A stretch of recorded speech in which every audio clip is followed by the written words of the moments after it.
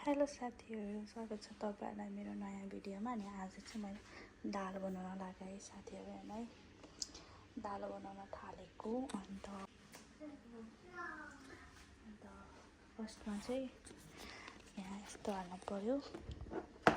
जिरा चाहिँ मलाई सबैमा हाल्न मन लाग्छ। जिरा हालेन भने चाहिँ तरकारी दाल जेमा भए पनि जिरा चाहिँ हाल्नुपर्छ। यस्तरी मजाले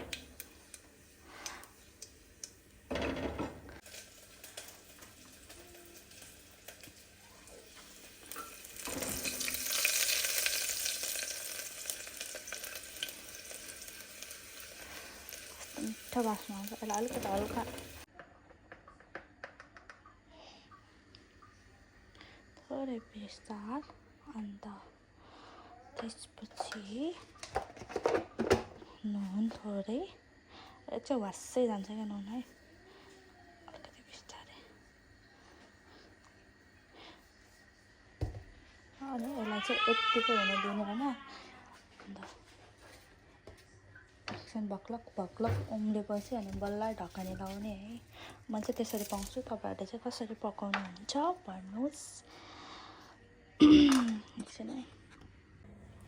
अनि मैले चाहिँ यहाँ अदुवा हाल्छु है। यो चाहिँ पाकेपछि मात्रै हाल्ने, रेडी बनाएर राख्ने मात्रै हो।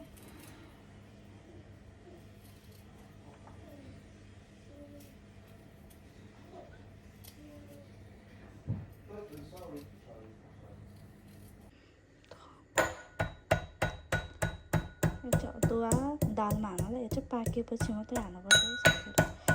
कस्तो मिठो बास्ना आउँछ क्या। यस्तरी भक्लक उम्लेन, यसलाई अलिक मजाले उम्लिन दिने अनि बल्ल ढकनी लगाउने। फाइनली गाइस, अहिलेको दाल चाहिँ यस्तो भइसकेको छ होइन। अनि यसमा अदुवा पनि हालिसकेँ मैले चाहिँ अघि नै कुकरबाट खनाएर अर्को भाँडामा खनाइदिएको। अनि दाल चाहिँ यस्तो भइसकेको छ। यस्तो मिठो हुन्छ। तपाईँहरू पनि ट्राई गर्नु होला एकचोटि। कस्तो लाग्यो तपाईँहरूलाई मेरो भिडियो, लाइक कमेन्ट गर्नु होला। फेरि पनि आउनेछु नेक्स्ट भिडियोमा। By by.